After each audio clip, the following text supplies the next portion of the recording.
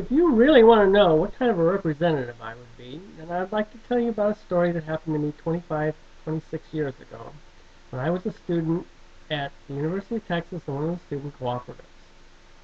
As I was coming back from one of my 2 part-time jobs that I was doing while I was taking on 12 semester hours, I discovered that just 10 minutes before, there was a wild fraternity party. There still was a wild fraternity party. And one of my housemates had got decked, and he went over to try to get the party to close down because people needed to sleep and people needed to study for their tests the next day. This was a Thursday. A lot of the people at the co-op wanted to call the police. They were frantic, and they wanted to have the party shut down. And I said, no, this is not the way to solve the problem. I can go over there, and I can get the party shut down without calling the police. Because whenever you bring in the police, you do not solve the problem. Needless to say, I went over there, and within 15 minutes of the time that I left the cooperative house, I had that party shut down. With no disagreements, no fisticuffs, no loud noise, or anything like that. Now that was a Thursday. The next Wednesday, I went to the fraternity council meeting. I was invited, and I negotiated a solution to the problem in which the fraternity houses would assign people as contact persons, and if we had any problems with any of their parties, they would take care of it. There'd be no police involved unless the system broke down. Now, believe it or not, this type of a solution was a piece of cake. People at the fraternity realized that they cannot party and inflict their party-going ways on everybody in the community. People at the co-op realized that the fraternity parties do have a right to party to a limited degree as long as they didn't interfere or infringe upon anybody else. Needless to say, this type of a solution, I guarantee, would not have been arrived at by either of my major party opponents or most of the minor party opponents that we'll face as libertarians.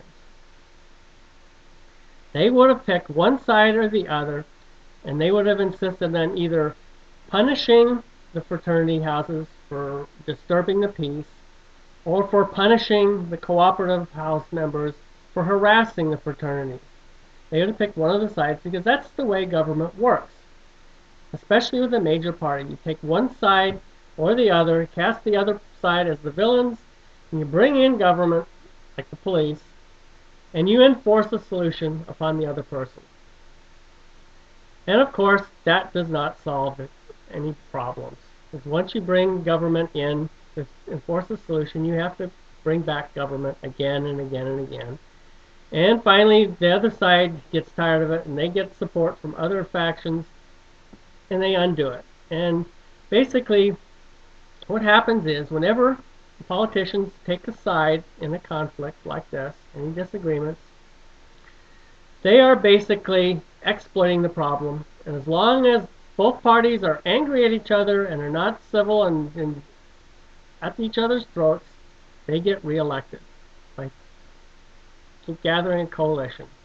And that's how government works. You basically cobble together a legislative agenda, and you basically don't solve problems by putting government in everybody's face.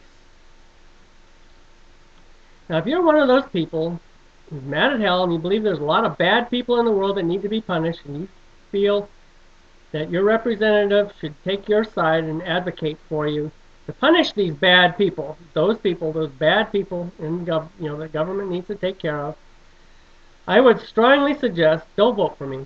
You'd be wasting your vote, because I don't want to make my career by not solving problems. And because whenever you do that, that just leads to more problems. Now, if you don't believe that I can actually solve problems without, any other libertarians, you don't expect the libertarians, even if you get me elected, you're not going to have other libertarians with the same viewpoints coming around. You have nobody, you have to work with Democrats or Republicans. I don't have to work with any of those people. I didn't have to work with the the co-op, and I didn't have to work with the fraternities to get that problem solved. I just had to work with the people within the various interest groups and get them together to come to a solution that didn't involve government. My goal isn't to legislate changes. My goal is basically to make those who side with the various factions within the private and public sector, basically to make them irrelevant. You got a clear choice. Business as usual, pick your sides, and fight forever, or you can try for change. Thank you.